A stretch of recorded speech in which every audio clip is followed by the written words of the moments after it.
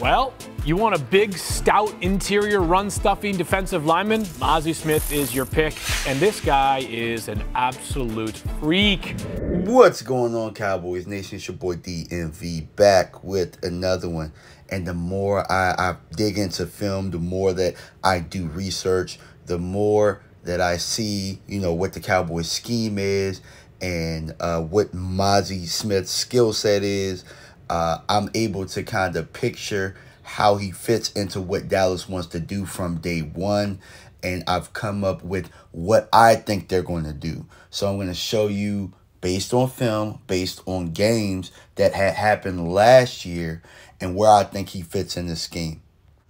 But before anything else, make sure you like, comment, subscribe, and hit that bell each time I come out with content. All right, let's get into it. Okay, so we talked about this before. We talked about gap responsibility. So I believe that Mazi will be between the A or the B gap. And I think the key to him in this scheme really, and in the scheme in general, is for the Cowboys to be able to control the B gap. The B gap, and you'll see this in film, and I'll break it down, but that's where the Cowboys had trouble controlling the B gap in our run scheme, and teams were able to take advantage of it. So I'm going to show you through film, and then I'll show you how Mazi helps us. I want you to pay careful attention, close attention to how they play Osa Odigizua in the scheme.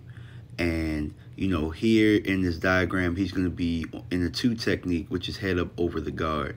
So they kind of switch him over top of the guard, and sometimes they have him in the 1 technique for pass rushing purposes. But we're going to show you this play and what happened. So here, the Green Bay guard is going to be able to reach block him. So he's going to step to the left, reach, and flip his hips. And he's going to move Osa out of the way, and that gets him in the lane of where Leighton Vander Esch is.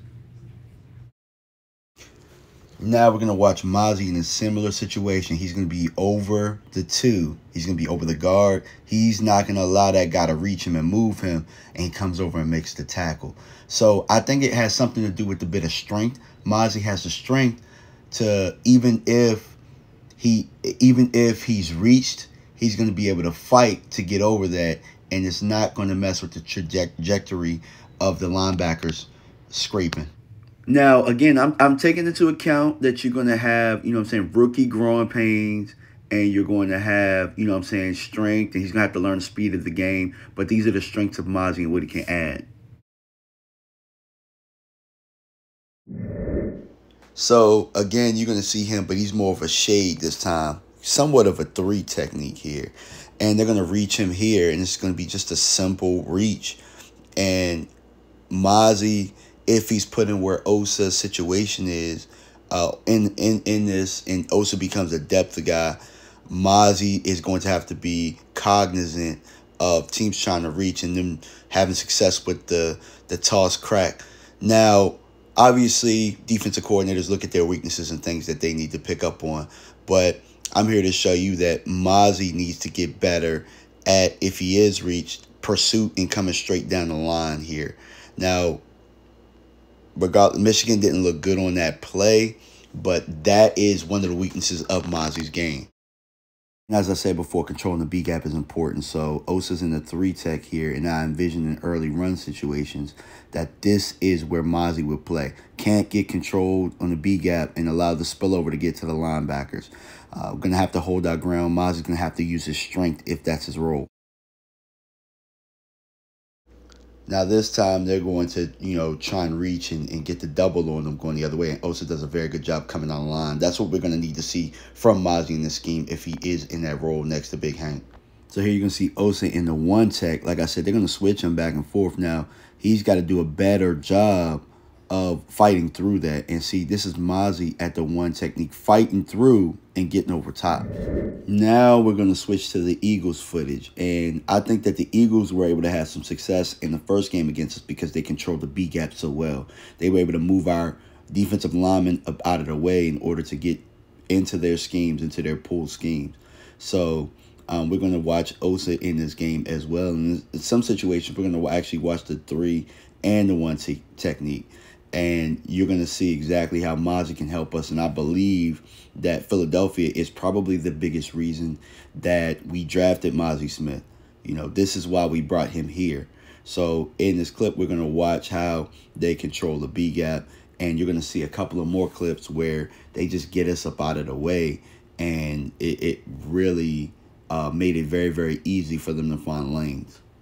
Now, on this play, they're going to pull the tackle and the guard, and Kelsey's going to block back. Now, understand how strong Kelsey is.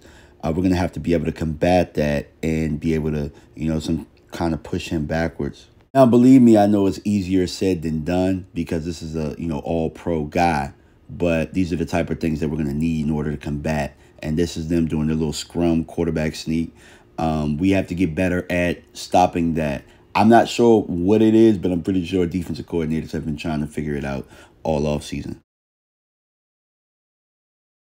Now, I know this next play is just Jalen being able to pull it and making a play. But watch the point of attack with Gallimore and Osa here and just get bullied and pushed out the way.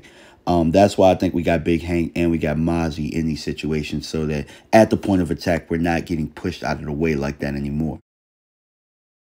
See, on this next play, Tristan's going to do an excellent job controlling that gap, and they're not going to be able to get into what they want to get into. And this is the key to stopping this offense right here.